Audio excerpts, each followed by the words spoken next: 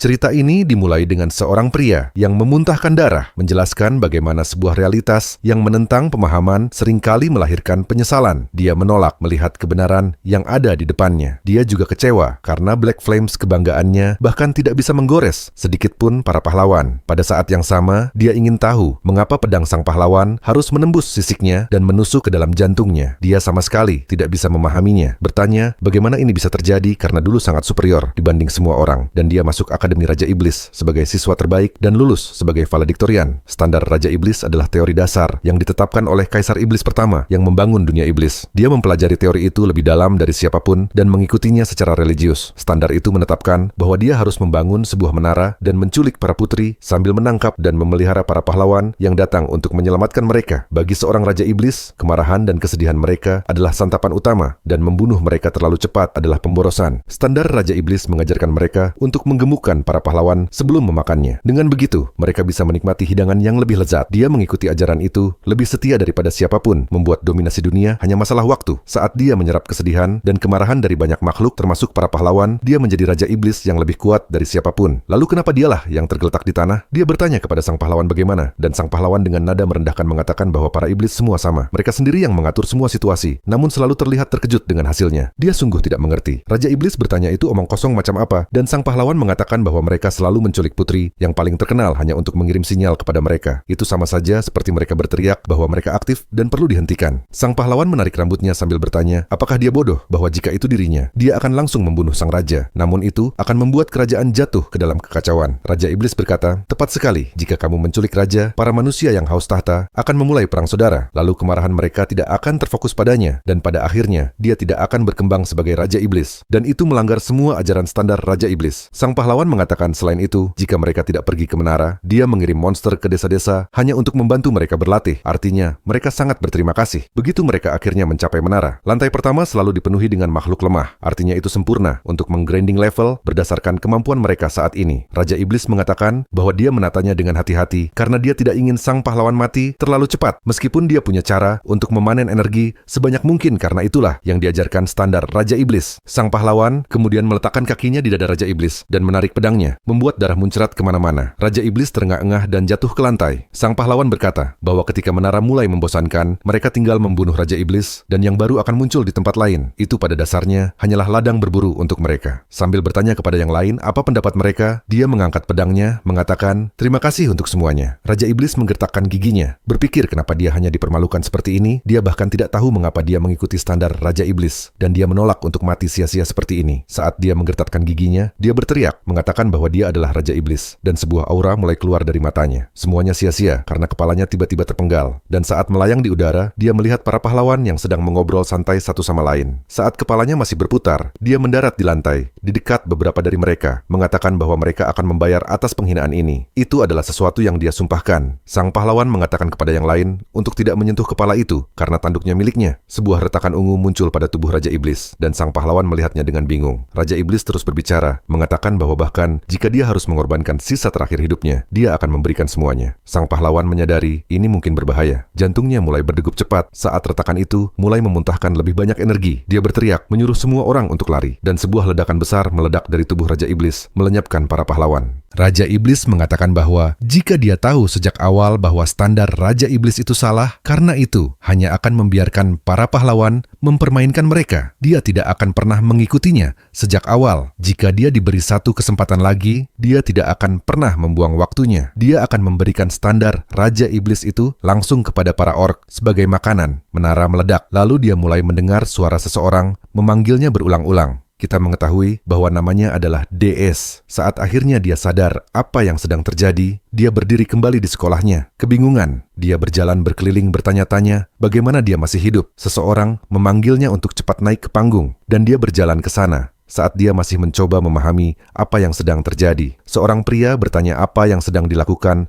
seorang jenius seperti dia. Melamun di hari kelulusan, dia mengenalinya sebagai ketua akademi. Saat dia menyematkan lencana merah di dadanya, dia mengatakan ini diberikan kepada setiap siswa yang menyelesaikan Akademi Raja Iblis. Ini adalah simbol seorang Raja Iblis. Ketua mengatakan bahwa semua lulusan harus naik ke podium. Burr mengatakan dia tidak tahu mengapa dia kembali ke masa lalu, tetapi ini adalah sebuah kesempatan. Ketua mengatakan bahwa mereka sekarang akan mendengar ikrar dari para lulusan yang akan menjadi Raja Iblis baru dan valediktorian yang akan membacakannya sebagai perwakilan. Apa yang dia lihat di depannya adalah standar seorang Raja Iblis. Saat mereka memintanya membacakan kepada semua orang, dia mengatakan bahwa dia sudah melihatnya sampai dia muak dan menghafalnya tanpa melewatkan satu suku kata pun. Prinsip-prinsip yang dia dedikasikan seluruh hidupnya untuk dijunjung, tapi itu hanya sampah yang membawanya pada kematiannya, dan bahwa sampah ini mengubahnya menjadi mainan para pahlawan. Dia bertanya, apakah dia benar-benar harus membacanya sekarang, dan apakah dia harus bersumpah di depan semua orang untuk mengikutinya sepanjang hidupnya. Sekali lagi, dia menggertakkan giginya karena frustrasi. Saat orang lain di podium menyuruhnya mulai membacanya, dia merasa menyesal tentang kehidupan lamanya. Dia berteriak, mengatakan bahwa dia menolak. Para siswa lain bingung, dan Burr mengatakan dia tidak bisa bersumpah pada ikrar sampah seperti itu. Dan mengikuti standar Raja Iblis adalah hal paling bodoh dan paling busuk untuk dilakukan. Karena standar Raja Iblis adalah sampah absolut dan orang yang membuatnya pantas mati. Bagi semua Raja Iblis di akademi dan bahkan para profesor mereka, ini dianggap sebagai penghujatan. Saat dia terus berteriak tentang betapa anjingannya standar Raja Iblis itu, semua orang mulai berteriak karena itu adalah momen ketika valediktorian terbesar akademi berubah menjadi orang gila terbesar abad ini. Tak lama kemudian, seorang pria membentak meja sambil berteriak pada Burr. Ini adalah Archduke dari dunia iblis bernama Arkin. Dia mengatakan kepada Burr bahwa dia bisa saja dieksekusi di tempat karena berani menghina standar Raja Iblis. Namun, mengingat catatannya yang luar biasa dan bakatnya yang luar biasa, dia memberi satu kesempatan terakhir untuk menarik kembali ucapannya sekarang dan meminta maaf kepada seluruh dunia iblis. Jika dia menolak, penugasannya adalah ke Aregn. Orang-orang mulai berbisik, mengatakan itu adalah dimensi tempat para Raja Iblis pergi untuk mati. Karena itu pada dasarnya hukuman mati. Lainnya mengatakan dia seharusnya langsung dieksekusi tanpa diberi kesempatan kedua. Arkin mengatakan dia pasti tahu bahwa Aregn adalah dimensi terburuk tempat banyak Raja Iblis kehilangan nyawanya. Burr tanpa ragu mengatakan untuk mengirimnya saja karena dia akan kembali setelah membuktikan bahwa standar Raja Iblis itu benar-benar sampah. Arkin berteriak mengatakan tidak ada ruang untuk keringanan. Dan dengan ini, memerintahkan penempatannya segera ke Aregn dan bahwa dia tidak akan menerima keuntungan apapun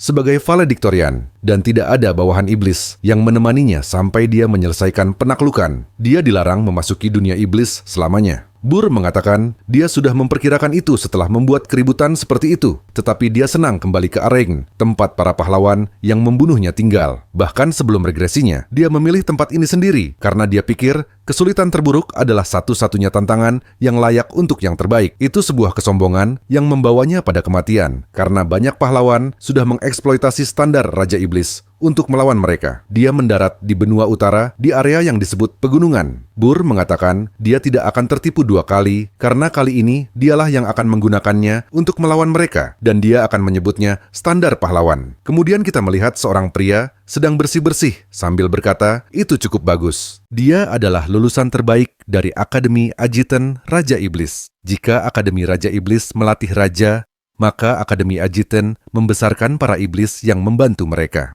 Orang yang berada di peringkat kedua dan ketiga di belakangnya selama pidato kelulusan berkata kepada Gordon bahwa menjadi lulusan terbaik memang sepadan karena dia akan melayani Burr, sang Raja Iblis teratas. Seorang pria berkepala ikan menangis sambil berkata bahwa seandainya saja dia belajar sedikit lebih keras. Gordon berkata bahwa para Raja Iblis yang mereka layani juga hebat, tetapi mereka tidak ada apa-apanya dibandingkan dengan Burr. Dia berasal dari klan naga hitam besar, seorang jenius yang muncul sekali dalam 1000 tahun, dan betapa besar berkahnya bisa lulus di tahun yang sama dengannya. Bersama Burr, dia bisa menaklukkan dimensi manapun, dan itulah saat Burr mulai menghujat standar mereka. Gordon menyadari bahwa dia akan melayani Burr. Dia ikut diteleportasi ke sana juga, karena tentu saja Egitan teratas melayani Raja Iblis teratas, dan dia hanya bertanya pada dirinya sendiri, mengapa ini harus terjadi padanya. Dia berkata bahwa dia pikir mereka bilang tidak ada iblis yang akan mengikutinya, tetapi sepertinya mereka memberinya perlengkapan minimum. Gordon menatapnya seperti orang gila saat dia berkata senang bertemu dengannya. Gordon bertanya mengapa dia melakukan itu. Dia bertanya maksudnya apa, dan Gordon berkata bahwa dia sedang membicarakan tentang standar Raja Iblis itu. Bahkan jika dia punya keluhan, dia mengatakan itu sangat gila. Dari semua tempat, mereka berdua dikirim ke area Aragn, yang berarti mereka ditakdirkan untuk mati. Dia menyuruhnya untuk tenang, karena jika tidak, dia akan mencabuti semua rambutnya. Gordon bertanya, apakah rambutnya adalah masalahnya sekarang? Dia tidak ingat Gordon bersikap seperti ini, karena dia cukup berani ketika mereka pertama kali bertemu di kehidupan masa lalunya. Sepertinya, dia adalah orang yang sangat berbeda. Dia berkata bahwa situasinya berbeda sekarang, jadi dia memahami perubahan itu. Tetapi bahkan jika dia mencoba memberitahunya bahwa dia telah beregresi, kemungkinan besar dia akan menganggapnya gila. Gordon mulai menarik napas dalam beberapa kali lalu meminta maaf atas penampilan memalukan itu. Dia kemudian berkata bahwa dia akan memenuhi tugasnya. Lalu Gordon mengingatkannya bahwa tujuan pertama dalam standar Raja Iblis adalah membangun sebuah menara. Itu tidak boleh disembunyikan atau dibangun di medan yang terlalu sulit. Itu bertujuan agar para pahlawan bisa menemukannya. Gordon berkata bahwa tempat ini dikelilingi oleh pegunungan tinggi yang terjal, yang berarti sulit bagi manusia untuk mendekat. Jadi mereka tidak bisa membangun menara di sini karena mereka harus pindah terlebih dahulu. Tetapi Burr berkata bahwa dia akan melakukannya tepat di sini sambil mulai menanam sesuatu ke dalam tanah. Itu disebut benih menara. Jika kamu menanamnya di tanah dan memberinya makan darah Raja Iblis, itu akan menumbuhkan sebuah menara. Gordon berkata bahwa itu sepenuhnya melanggar standar Raja Iblis. Lalu bertanya, apakah dia telah meninggalkan harga dirinya sebagai Raja Iblis? Burr berkata bahwa dia mengerti dari mana dia berasal, dan kamu tidak bisa dengan mudah menyangkal iman yang telah berakar di dalam dirimu sebagai iblis, kecuali kamu mati atau mengalami sesuatu yang setara dengan kematian seperti yang dia alami. Dia menggenggam tangannya sambil berkata pada Gordon untuk mendengarkan baik-baik karena standar Raja Iblis itu adalah anjing. Seperti yang dia katakan, terutama di sini, di Aragn. Tanah mulai bergetar hebat di seluruh jajaran pegunungan saat benih itu mulai bereaksi terhadap darahnya. Kemudian benih itu melesat ke depan, menciptakan sebuah lingkaran raksasa di lantai. Burr berkata bahwa karena di sini ada para pahlawan dan jumlah mereka sangat banyak.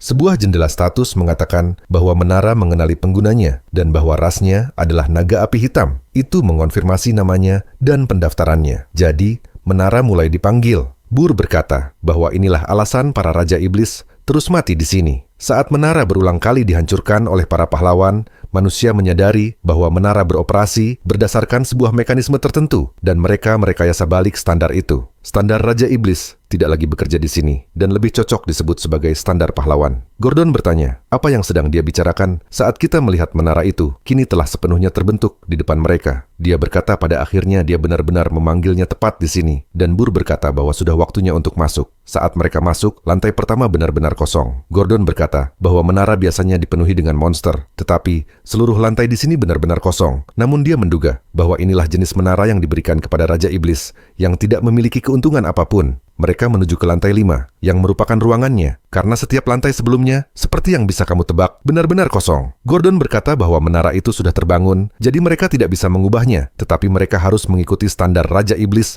dengan benar mulai dari aturan kedua. Target haruslah individu berprofil tinggi, yang dekat dengan garis suksesi, karena ini memungkinkan pemanenan energi iblis yang lebih besar. Gordon mengatakan bahwa dia menawarkan sarannya, dan Burr menyuruhnya berbicara dengan bebas. Gordon berkata bahwa kerajaan terdekat dengan jajaran pegunungan mereka bernama Quartsen, dan bahwa dia seharusnya menargetkan seorang putri berpangkat tinggi dari kerajaan yang paling dekat dengan menara. Maka mereka bisa menyerap kemarahan dan kesedihan kerajaan itu untuk tumbuh dengan cepat. Tentu saja, dia tahu bahwa dia mungkin akan menolaknya. Tetapi Burr berkata bahwa dia akan melakukannya karena dia sudah punya seorang putri dalam pikirannya. Gordon berkata bahwa dia akan membantu. Burr berkata bahwa dia harus menjaga menara karena mereka tidak bisa membiarkan sarang Raja Iblis kosong. Gordon berkata bahwa dia bukan lulusan terbaik tanpa alasan dan bahwa dia hanya sedang berjuang setelah kelulusan. Dia percaya bahwa mereka masih bisa menyelamatkan ini. Lalu dia bertanya kepada Burr, siapa yang rencananya akan dia bawa? Dan dia berkata bahwa tempat yang akan dia tuju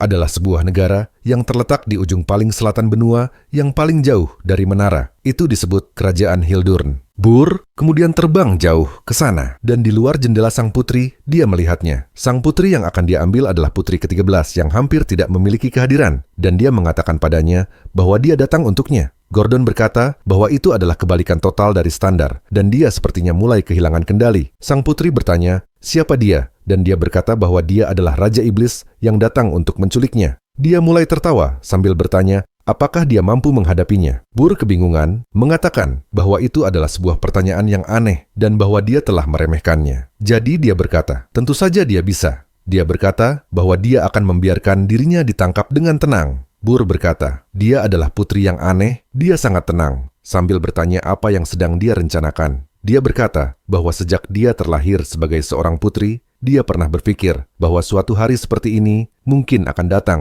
dan dia telah memikirkannya. Burr berkata bahwa jika rencananya adalah membuatnya lengah untuk kemudian bangkit karena dia putus asa dengan caranya sendiri, maka dia tidak akan jatuh pada trik murahan. Dia berkata bahwa dia tidak punya rencana seperti itu, karena bagaimana mungkin dia tahu bahwa Raja Iblis akan datang hari ini dan mempersiapkan diri untuk memasang jebakan. Burr berkata bahwa itu masuk akal, tetapi dia terlihat sangat aneh. Lalu dia bertanya, apakah dia siap untuk membawanya? Burr kemudian membawanya terbang kembali ke menaranya dan memasuki lantai pertama di mana Gordon menyambutnya. Burr berkata bahwa mereka bisa membiarkannya tinggal di suatu sudut di lantai 4. Lalu Gordon bertanya, mengapa bukan di sel penjara? Dia berkata bahwa dia ikut dengan tenang, jadi dia berniat memberinya sedikit kenyamanan. Gordon berkata bahwa dia mengerti, tetapi dia punya sesuatu untuk dikatakan padanya. Burr bertanya apa itu. Kemudian Burr menurunkannya dulu di lantai 4. Dia berkata bahwa tempat itu dingin dan keras, tetapi sekarang dia sepenuhnya memahami bahwa dia benar-benar telah diculik. Tidak ada bantal, tidak ada selimut, tidak ada pelayan, atau bahkan taman mereka. Tidak ada apapun dari kerajaan, tetapi dia tidak berpikir itu buruk sama sekali. Burr kemudian bertanya kepada Gordon apakah dia yakin undangan itu berasal dari Menara Binatang. Gordon berkata ya, dan mereka mengatakan bahwa itu adalah pesta penyambutan untuk Raja Iblis yang baru. Burr berkata, omong kosong, itu mungkin hanya mereka mencoba mengintimidasi pendatang baru. Raja-raja iblis adalah makhluk dengan harga diri yang secara alami kuat, sehingga mereka tidak bergandengan tangan dengan siapapun. Namun, karakteristik unik dari dimensi ini telah menghancurkan harga diri para raja iblis dan membuat mereka bersatu. Di masa lalu, dia mengabaikan mereka sebagai yang lemah, dan kali ini dia bisa mencoba melakukan sedikit pertukaran ringan. Burr kemudian menuju ke Menara Binatang. Draxen menyambutnya, mengatakan bahwa dia telah memerintah tempat ini selama 70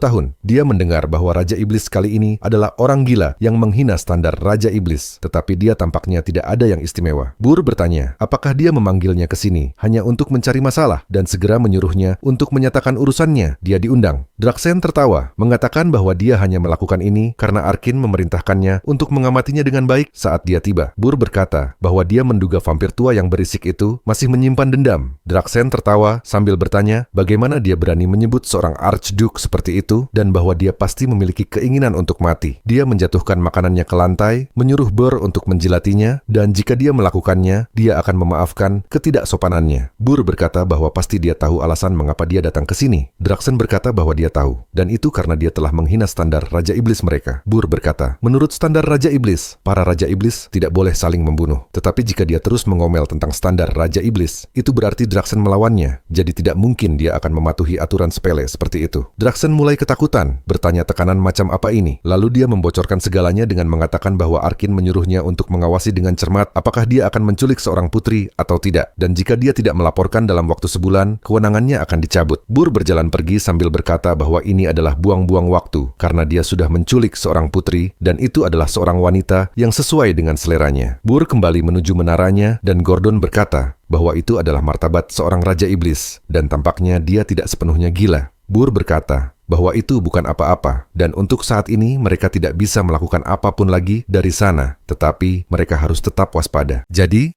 dia ingin Gordon pergi memeriksa kondisi sang putri, karena dia perlu mengetahui kegunaannya. Saat Gordon pergi, Burr berkata bahwa ini benar-benar merepotkan dan akan menjengkelkan jika raja-raja iblis lainnya juga seperti ini. Dampak dari menghina standar Raja Iblis ternyata lebih besar dari yang dia kira. Namun meskipun dia bisa kembali, dia tetap akan melakukannya lagi daripada harus tunduk pada anjing itu. Dan lebih baik, dia mati saja jika harus tunduk. Dia tidak berencana mengulangi kesalahan yang sama kali ini. Kali ini dia akan membangun fondasi yang aman dari nol. Karena itu dia menculik putri dengan peringkat terendah. Dia mungkin hanya akan mengumpulkan beberapa ratus poin energi iblis. Tetapi metode ini jauh lebih aman. Lalu dia melihat bahwa dia memiliki lebih dari 13.000 poin.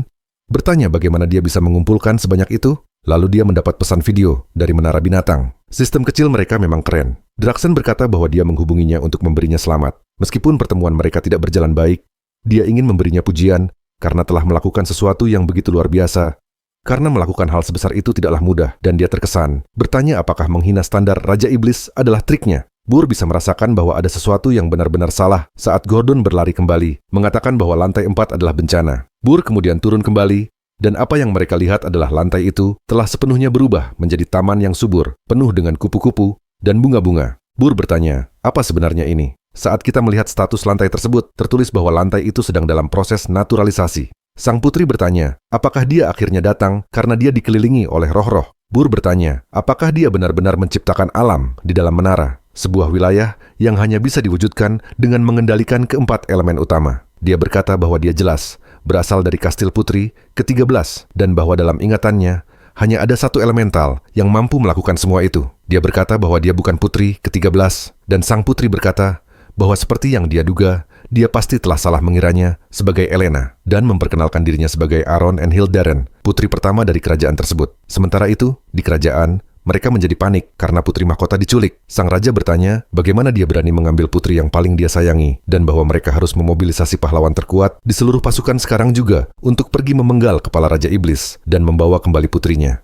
Dia bertanya, apakah dia pikir dia bisa menanganinya? Bur berkata bahwa dia mendengar bahwa pemanggil roh jenius itu dipenuhi mana dan tidak mungkin dia tidak menyadarinya. Lalu bertanya, bagaimana dia menipunya? Dia berkata bahwa dia bisa menyembunyikannya selama dia mengenakan cincin ini. Itu adalah harta yang diwariskan turun-temurun dalam keluarga kerajaan. Dia lalu bertanya-tanya, apakah rasa ingin tahunya sudah terpuaskan dan apakah dia akan mengirimnya kembali? Bur berkata bahwa jika dia melakukannya, dia akan menjadi bahan tertawaan. Tidak ada kerajaan yang takut pada pengecut dan mengumpulkan energi iblis akan menjadi semakin sulit. Dia tidak punya pilihan selain terus maju. Jendela status mengatakan bahwa ada sejumlah besar entitas yang sedang menuju ke arahnya dengan memancarkan permusuhan. Dan kita melihat bahwa dia sekarang memiliki 19.000 poin. Mereka juga telah mengidentifikasinya. Bur berkata bahwa tidak ada yang berubah hanya karena dia bukan putri ke-13, karena dia tetap sandera miliknya. Di kerajaan, sang raja berkata bahwa mereka harus segera memenggal kepalanya. Beberapa orang berkata bahwa mereka belum mengidentifikasi Raja Iblis mana yang bertanggung jawab. Mereka telah mengirim pengintai, jadi jika dia bisa menunggu sedikit lebih lama, itu akan menjadi yang terbaik. Sang raja berkata untuk segera mengidentifikasinya. Putri mahkota telah diculik, jadi mengapa mereka bergerak begitu lamban?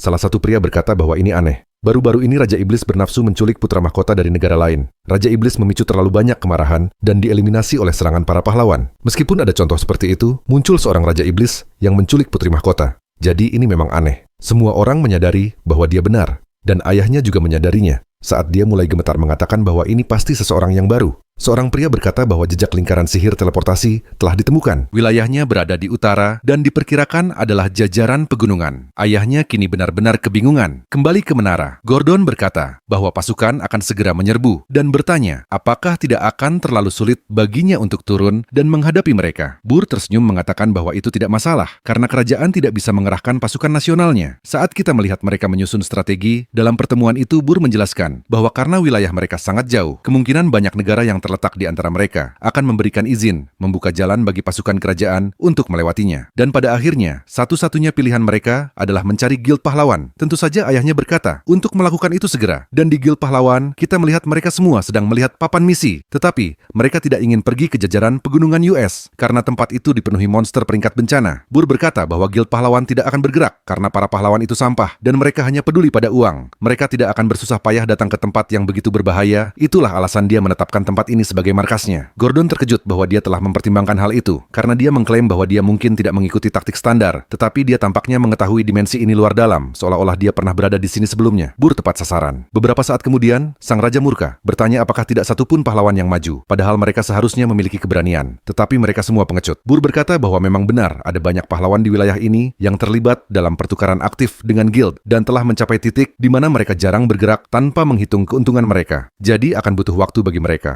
untuk membentuk sebuah parti, tetapi juga butuh waktu untuk tiba di sini. Dalam kondisi saat ini, dia tidak memiliki cukup poin energi iblis untuk menghadapi pasukan pahlawan, karena teror dari jumlah mereka yang luar biasa adalah sesuatu yang sudah dia ketahui, karena dia pernah merasakannya. Dia menyuruh Gordon untuk pergi menghubungi Draxen, karena dia perlu menjual energi iblisnya sebagai ganti uang manusia. Gordon berkata sebelum menyadari apa yang baru saja dia dengar, dan mulai berteriak padanya. Dia berkata bahwa itu bisa menembus batas suatu spesies dengan membuka fungsi-fungsi menara, dan bahkan memanggil monster dari alam iblis. Jadi mengapa dia menjualnya hanya demi uang manusia biasa? Dia berkata bahwa Draxen akan membayar dengan jumlah besar untuk membelinya dan energi yang dia miliki sekarang tidak bisa menghentikan para pahlawan. Bagaimanapun juga, tetapi dengan uang manusia, ada sesuatu yang bisa dia lakukan di benteng dekat jajaran pegunungan bernama Horton. Saat dia berjalan, gerbang terbuka dan para penjaga bertanya kepada seorang pria apa yang dia lakukan di sini. Dia berkata bahwa dia adalah seorang tentara bayaran, dan mereka mengatakan bahwa dia mencurigakan karena tentara bayaran macam apa yang akan masuk ke pegunungan hanya untuk kembali sendirian. Mereka diberi sebuah koin emas, dan itu tidak lain adalah Bur. Saat dua pria itu membicarakan untuk membagi suap, Bur berkata bahwa dia tidak bisa berkeliling kota sendirian, jadi dia perlu mencari seorang pemandu. Dia menuju markas korps tentara bayaran Elang Merah. Seorang pria bertanya kepada kaptennya, apakah mereka seharusnya meninggalkan tempat ini segera? Dan pria itu bertanya mengapa? Karena tempat ini hebat. Para prajurit mengurus monster setiap hari, dan mereka hanya mengeruk produk sampingan di sela-sela. Ini adalah tambang emas yang sempurna. Beberapa pria mulai bertanya, apakah dia belum mendengar rumor bahwa seorang Raja Iblis baru membangun sebuah menara di pegunungan? Sang kapten berkata, itu jelas, hanya rumor palsu, dan bahwa mereka tampaknya tidak mengenal Raja Iblis. Mereka membangun menara mereka di tempat-tempat yang mudah diakses oleh para pahlawan. Salah satu pria berkata bahwa dia kabarnya menculik putri mahkota Hilder. Sang kapten bertanya, apakah mereka benar-benar berpikir Raja Iblis akan pergi ke ujung benua yang berlawanan hanya untuk melakukan itu? Para pria lalu berkata bahwa mereka mendengar Guild Pahlawan menolak sejumlah uang yang besar setelah mendengar tujuannya. Sang kapten berkata bahwa itu hanya sandiwara, karena putri mahkota adalah pewaris berharga kerajaan, dan para pahlawan tahu bahwa kerajaan akan rela menyerahkan hati dan empedu mereka untuk kembali menyewa mereka. Para pria berkata bahwa itu semua benar, dan kemudian Bur muncul di belakangnya, mengatakan bahwa itulah yang dia pikirkan. Dia langsung mengejutkan pria itu, hingga terjatuh ke lantai, saat semua orang berteriak serempak, menanyakan siapa dia. Dia berkata bahwa mereka tampaknya berwawasan luas, dan sempurna untuk dijadikan pemandu. Dia berkata bahwa hanya satu orang yang boleh tinggal, dan sisanya harus pergi. Mereka mulai menyerangnya dengan mengatakan bahwa dia pasti ingin mati, karena datang ke sini. Dia langsung mengalahkan ketiga pria yang menyerangnya, dan dengan cepat membereskan semua orang lain yang ada di sekitarnya. Seorang pria raksasa lalu melompat ke arahnya, dan mengayunkan palu besarnya. Bur menangkapnya dan tersenyum. Pria itu menyadari bahwa dia telah membuat kesalahan. Di lantai atas, para pemanah busur mengarahkan senjata mereka kepadanya, hanya untuk dijadikan mainan bowling manusia dengan pria raksasa tadi. Sang kapten berkata bahwa dia adalah monster sejati. Di luar markas, semua orang mendengar keributan perkelahian itu, tetapi mengira itu hanya pertikaian internal mereka. Kenyataannya, mereka telah dihancurkan dan hanya menyisakan sang kapten. Bur berkata bahwa dia tidak perlu takut, karena jika dia menjawab dengan baik, dia akan membiarkannya hidup. Sang kapten berkata bahwa jika nyawanya diselamatkan, dia akan melakukan apapun. Bur bertanya, di mana pasar budak berada? Saat mereka menuju sebuah kediaman mewah, sang kapten menuntunnya sambil berkata bahwa mereka hanya menjual budak manusia. Sang kapten bertanya, apakah itu tidak sesuai seleranya? Lalu Bur menyerahkan banyak emas kepadanya sambil berkata, pasti ada barang yang lebih langka. Sang kapten, yang benar-benar terobsesi dengan uang, berkata, tentu saja, dan akan langsung mengantarnya. Bur berkata bahwa untuk membuat ekspresi seperti itu, setelah melihat bawahannya dipukuli, manusia menginginkan uang seperti halnya iblis menginginkan energi iblis. Mereka melangkah lebih dalam. Saat sang kapten berkata, ini dia. Kita melihat kilas balik Gordon bertanya, mengapa dia membeli budak? Bur berkata kepadanya bahwa ada ras lain yang ditangkap oleh manusia. Akan lebih baik lagi jika itu adalah elf yang dikenal karena integritas mereka, karena dia bisa menggunakan elf seperti itu sebagai mata-mata untuk membingungkan para pahlawan. Sementara itu, di kerajaan, kita melihat salah satu pahlawan menyapa sang raja, dan namanya adalah Helen. Sang raja berkata bahwa dia tidak tahu tentang pahlawan lainnya, tetapi dia sungguh percaya kepadanya, dan dia pasti akan mendukungnya. Helen berkata, tentu saja, karena dia pasti akan menyelamatkan putri mahkota dan membawa kembali kepala iblis atas nama keadilan. Kembali ke Bur, dia berkata bahwa mereka dikenal sebagai ras yang bersih dan lurus, yang berarti efeknya akan lebih besar. Pedagang budak bertanya, budak seperti apa yang dia cari? Dan Bur berkata bahwa dia akan mengambil seorang budak elf dan menunjuk ke arah sang kapten sambil mengatakan bahwa dia yang akan membayarnya. Bur bertanya kepada kapten, apakah dia tidak keberatan? Tapi sang kapten berkata, tidak masalah, dan bahwa dialah yang seharusnya membayar. Bur kemudian memberitahu mereka bahwa dia perlu memeriksa sesuatu, jadi mereka harus keluar dulu. Pria itu mencoba memperingatkannya tentang elf yang mengamuk, tapi Bur berkata, itu tidak masalah. Jika sesuatu terjadi, dia akan menggantinya. Saat mereka pergi, gerbang terbuka, dan para pemandu berkata bahwa seorang elf bangsawan telah jatuh menjadi budak yang menyedihkan dan melepaskan penutup mulutnya. Elf itu berkata bahwa baginya orang yang menggunakan sihir, dia pasti seorang iblis, lalu bertanya urusan apa yang dia miliki dengannya. Bur berkata bahwa dia akan memberinya kesempatan untuk membalas dendam pada manusia. Elf itu berkata bahwa tawaran itu terdengar manis, tetapi jika dia melayaninya dengan setia selama tepat 50 tahun, dia akan memberinya keselamatan dan kebebasan setelahnya. Bagi seorang elf, 50 tahun bahkan bukan waktu yang lama, dan itu lebih baik daripada menderita penghinaan di tangan manusia. Elf itu berkata bahwa dia adalah iblis dan bagian dari kelompok yang bertanggung jawab mencoba menghancurkan pohon dunia yang disembah oleh para elf. Bagaimana mungkin dia mempercayai seseorang seperti itu? Dan lagi, aneh bagi bagi iblis untuk mengulurkan tangan kepada seorang elf sejak awal. Bur berkata bahwa pria ini benar. Dia tersenyum dan berkata bahwa dia bisa melakukannya dengan cara ini. Dia bersumpah atas kanon Raja Iblis Agung bahwa dia tidak akan menyentuh pohon dunia dan dia akan menepati setiap janji yang dia buat. Tampaknya kanon itu setara dengan standar, hanya berbeda nama. Elf itu terkejut dan berkata bahwa itu pasti setara dengan pohon dunia bagi para elf, lalu mengatakan sekarang Bur juga harus bersumpah atas pohon dunia bahwa dia akan melayaninya selama 50 tahun. Elf itu tersenyum dan berkata bahwa jika Bur sejauh itu, dia akan menurutinya dan dia benar-benar pria yang aneh. Dia memperkenalkan dirinya sebagai Grenada dari suku Maple dan dia akan mengucapkan sumpahnya langsung di hadapan Raja Iblis yang mengirim dia. Bur mengatakan kepadanya bahwa dialah Raja Iblis itu. Elf itu menatapnya kosong, lalu mulai tertawa sambil berkata seolah-olah Raja Iblis akan datang ke sini, lalu mulai mengguncangnya. Dia berkata bahwa semakin jauh seorang Raja Iblis dari menaranya, semakin lemah dia menjadi. Mengapa dia secara pribadi datang untuk membeli seorang budak? Jika dia benar-benar Raja Iblis, maka dia akan melayani selama 100 tahun, bukan 50. Kita langsung melihat kontras yang jelas saat mereka berada di lantai 5 menara dan Bur berkata, kontrak 100 tahun, seperti yang dia katakan. Grenada berteriak menanyakan mengapa dia benar-benar Raja Iblis, tetapi berkata bahwa ini adalah penipuan. Dia tidak pernah mengatakan bahwa menaranya akan sekosong ini. Tidak ada apa-apa di 3 lantai pertama. Lantai keempat hanyalah taman yang dilebih-lebihkan. Jadi menara Raja Iblis macam apa ini? Karena terlihat begitu rapuh. Dan lupakan balas dendam. Dia bahkan tidak akan bertahan setahun sebelum para pahlawan membunuhnya. Jadi, dia tidak bisa bekerja di tempat seperti ini. Bur bertanya, apakah dia lupa bahwa mereka berdua telah membuat kontrak? Grenada berkata bahwa aura maginya saja sudah menyesakkan dan dia benar-benar adalah Raja Iblis. Menaranya mungkin kosong, tetapi tidak satupun monster menyerang mereka dan semuanya berperingkat bencana. Mereka pasti tidak mampu menyentuh mereka, melainkan Raja Iblis itu sendiri. Dan dia menduga bahwa Raja Iblis memang sekuat itu pada akhirnya. Dia kemudian bersumpah setia kepadanya dan berkata bahwa jika Raja Iblis datang sendiri, pasti dia memiliki tugas penting untuknya. Sebagai bagian dari rencana jahatnya, dia akan membalas dendam pada manusia. Bur berkata bahwa pertama-tama dia ingin dia membuat makanan. Grenada kini benar-benar bingung, mengatakan bahwa dia seharusnya menjadi bagian dari rencana penting. Saat dia memasak makanan, kita melihat Aaron di sampingnya, mengatakan semoga dia tidak keberatan dengan roti sayur. Mereka menuju ke ruang makan yang juga berada di lantai 5 dan Grenada bertanya apakah wanita itu berasal dari Hildurn. Bur mengatakan ya, dan bahwa dia adalah Aaron. Dia bertanya apakah Bur sudah gila menculik putri mahkota. Dengan tidak adanya apapun di menara ini, bagaimana mereka bisa menghentikan seorang pahlawan jika dia datang? Bur berkata bahwa itulah alasan dia membelinya, lalu menyuruh mereka makan terlebih dahulu, kemudian mengatakan bahwa masakan mereka cukup enak. Aaron berkata bahwa dia senang dia menyukainya. Grenada hanya bertanya-tanya apa sebenarnya yang sedang terjadi. Kemudian di lantai 4, Grenada bertanya apakah dia seharusnya melawan para pahlawan. Bur berkata tidak. Jika seorang pahlawan berhasil masuk ke dalam menara, maka semuanya sudah berakhir, terutama jika mereka bisa menembusnya. Dia berencana memanfaatkan Grenada untuk mengacaukan dunia manusia sebagai gantinya. Grenada berkata bahwa itu berarti dia diminta menjadi mata-mata, dan Bur mengatakan itu benar, tetapi sebelumnya dia perlu menilai kemampuannya. Grenada bertanya bagaimana mungkin dia melawan Raja Iblis di dalam menaranya sendiri. Bur berkata bahwa dia tidak akan menggunakan magi dan hanya 1 tangan. Dia juga akan mengurangi kontrak kembali menjadi 50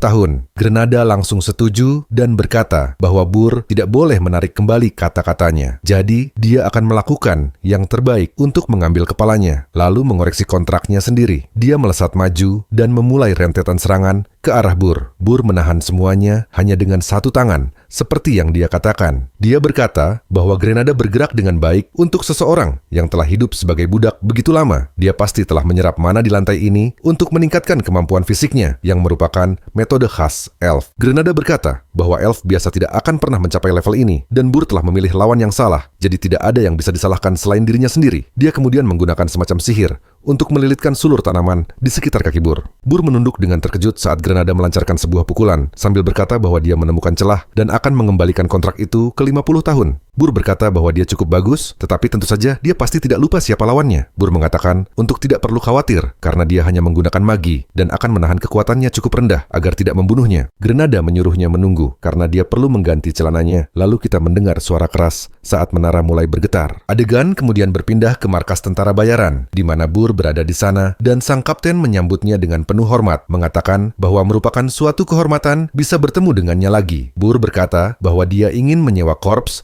tentara bayarannya selama 1 tahun. Sang kapten tentu saja setuju dan bertanya berapa besar bayaran yang ingin dia tawarkan. Semua pria yang tadi dihajar habis-habisan berkata bahwa mereka seharusnya keluar saja, lalu Bur memberikan uang muka berupa 1 karung penuh koin. Para pria itu langsung berubah sikap dan berkata bahwa semua pukulan itu sepadan. Sang kapten yang paling rakus dari semuanya justru berdebat untuk mengganti mereka sambil memaki mereka sebagai orang bodoh. Burr lalu menyarankan agar pria ini dimasukkan ke dalam korps tentara bayaran karena dia akan menyampaikan perintah-perintahnya. Sang kapten berkata, tentu saja. Para pria itu berkata agar menunggu karena memasukkan orang asing terlalu berisiko. Grenada kemudian masuk dengan tubuh penuh memar dan perban, mengatakan bahwa dia senang bertemu dengan mereka sambil memperkenalkan dirinya. Mereka menatapnya lalu langsung merasakan rasa senasib dan mulai menangis, lalu saling berpelukan. Burr berkata bahwa mereka mungkin terlihat berantakan, tetapi mereka adalah tentara bayaran yang berbasis di Eritz. Jadi, akan sulit menemukan bakat yang lebih baik dari mereka. Dan yang terpenting, mereka mudah dikendalikan karena mereka semua idiot. Pada saat ini, satu-satunya pahlawan yang bisa menjawab panggilan